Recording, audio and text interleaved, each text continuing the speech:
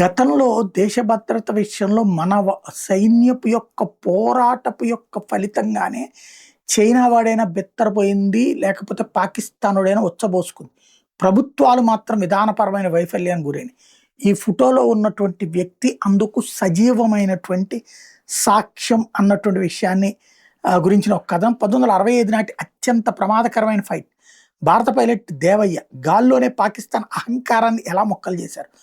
1965 భారత్ పాకిస్తాన్ యుద్ధంలో squadron leader అజ్జామడ Boppayya Devayya ప్రదర్శించిన శౌర్యం భారత వాయుసేన చరిత్రలోనే అసమానమైనదిగా పరిగణించబడుతుంది. ఇది కేవలం ఒక సాధారణ డాగ్ ఫైట్, రెండు యుద్ధ విమానాల మధ్య అత్యంత సమీప దూరం నుండి జరిగే వైమానిక పోరాటం మాత్రమే కాదు, తనకంటే ఎంతో శక్తివంతమైన శత్రు విమానం ఎదురైనప్పటికీ అద్భుతమైన ధైర్యం, అసాధారణ విమాన చోదక నైపుణ్యం మరియు దేశం పట్ల తన బాధ్యత నిరూపించుకున్న ఒక భారతీయ పైలట్ కథ ఇది. 1965 సెప్టెంబర్ 7న భారత వాయుసేన పాకిస్తాన్లోని సర్గోదా ఎయిర్ బేస్ మీద దాడి చేయడానికి పలు యుద్ధ విమానాల ఫార్మేషన్ పంపింది. ఇందులో స్క్వాడ్రన్ లీడర్ అజ్జామడ బొప్పయ్య దేవయ్య కూడా ఉన్నారు.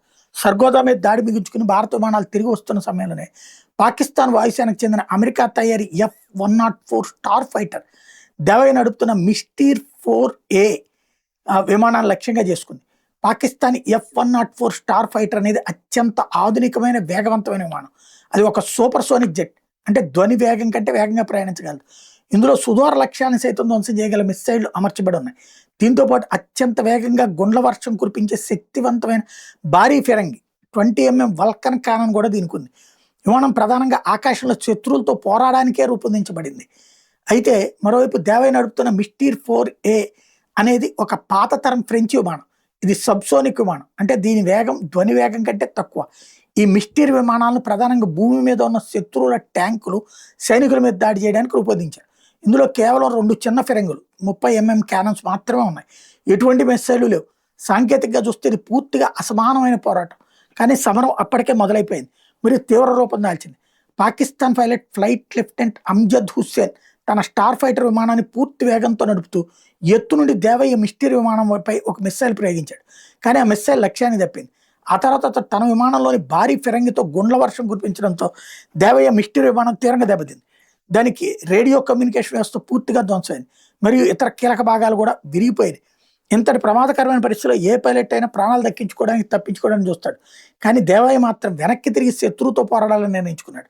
తన విమానంలో ఇంధనం తక్కువగా ఉన్నందున అది తిరిగి భారతదేశానికి చేరుకోలేదని ఆయనకు తెలుసు. అలాగే తాను గనక పోరాడకుండా వదిలేస్తే ఆ పాకిస్తానీ జెట్ తనతో పాటు వస్తున్న మిగతా భారత విమానాలు కూడా వేటాడి వేస్తుందని ఆయనకు గ్రహించారు. దేవయ్య తన మిస్టీర్ విమానాన్ని గాల్లోనే అత్యంత వేగంగా తిప్పి ఆ పాకిస్తానీ స్టార్ ఫైటర్ మీద నేరుగా ఎదురుదాడికి దిగారు. పాకిస్తానీ స్టార్ ఫైటర్ అత్యధిక వేగంతో ప్రయాణించడానికి అనుకూలమైంది, కానీ తక్కువ వేగంలో అది సమతుల్యతను కాపాడుకోవడం కష్టం. దేవయ్యకి స్టార్ ఫైటర్ యొక్క బలహీనత బాగా తెలుసు. ఆ బలహీనతనే ఆయుధంగా చేసుకుని ఆయన స్టార్ ఫైటర్ని తక్కువ వేగంతో కూడిన మెలికల వైమానిక పోరాటంలోకి, టర్నింగ్ బ్యాటిల్లోకి లాగారు. పాకిస్తాన్ లెఫ్టినెంట్ అమ్జద్ హుస్సేన్ తన విమాన వేగాన్ని తగ్గించి మలుపు తిప్పడానికి ప్రయత్నించాడు. కానీ అదే అతను చేసిన అతిపెద్ద తప్పిదమైంది. కేవలం 250 గజాల అత్యంత సమీప దూరంలో చేరుకున్న దేవయ్య తన మిస్టీర్ విమానంలో 30 mm ఫిరంగులతో నిరంతరాయంగా కాల్పులు చెప్పారు. ఆ గుండు స్టార్ ఫైటర్ తోక భాగానికి బలంగా తగిలి దాంతో ఆ పాకిస్తానీ జెట్ తీవ్రంగా దెబ్బతింది. ప్రాణాలు దక్కించుకోవడానికి అమ్జద్ హుస్సేన్ పారాచూట్ సహాయంతో విమానం నుండి బయటకు దూకాల్సి వచ్చింది. అతను సురక్షితంగానే కిందకి దిగాడు, కానీ అతని గర్వకారణమైన స్టార్ ఫైటర్ మాత్రం పూర్తిగా బూడిదైపోయింది. అటు శత్రు స్టార్ ఫైటర్ కూల్చివేసిన తర్వాత దేవయ్య మిస్టీర్ విమానం కూడా పూర్తిగా మొక్కలైపోయింది. ఆయన పాకిస్తాన్ సరిహద్దు లోపలే ఉండిపోయారు. బహుశా ఆయన విమానంలోని ఎజెక్షన్ సీట్, ప్రాణరక్షణ సీట్ పనిచేయకపోవడం వల్ల, లేదా ఆయన స్పృహ తప్పడం వల్లనో విమానం కింద పడి ప్రమాదానికి గురైంది. ప్రారంభంలో ఆయన లాపతాగా భావించారు, అంటే మిస్సింగ్గా. ఆ తర్వాత మరణించినట్టు కూడా ప్రకటించారు. ఈ వీరగాథకు సంబంధించిన అసలు నిజాలు 1979లో బ్రిటిష్ రచయిత జాన్ ఫ్రికర్ రాసిన బ్యాటిల్ ఫర్ పాకిస్తాన్ అనే పుస్తకం ద్వారా ప్రపంచానికి తెలిసినాయి. పాకిస్తాన్ అధికారిక వనరుల ఆధారంగానే ఆయన ఈ డాగ్ ఫైట్ని క్షుణ్ణంగా వివరించారు. మిస్టీర్ పైలట్ చేతిలో తాను ఓడిపోయినట్టు అమ్జద్ హుస్సేన్ స్వయంగా అంగీకరించాడు. ఈ ఘటన చారిత్రక ఆధారాల ఆధారంగా 23 ఏళ్ల తర్వాత, అంటే 1988లో భారత ప్రభుత్వం స్క్వాడ్రన్ లీడర్ AB దేవయ్యకు మరణానంతర అత్యున్నత సైనిక పురస్కారం మహావీర చక్ర బహుకరించింది. భారత వాయుసేన చరిత్రలోని మరణానంతరం లభించిన మొట్టమొదటి మహావీర చక్ర అన్నటువంటిది ఆయనకే కావడం విశేషం. అజ్జామడ బొప్పయ్య దేవయ్య 1932 డిసెంబర్ 24 కర్ణాటకలోని కూర్గులో జన్మించారు. కూర్గును కొడుగు అని కూడా పిలుస్తారు. ఆయన ఎయిర్ ఫోర్స్ ఫ్లయింగ్ కాలేజీలో ఇన్స్ట్రక్టర్గా శిక్షకుడిగా పనిచేసేవాడు.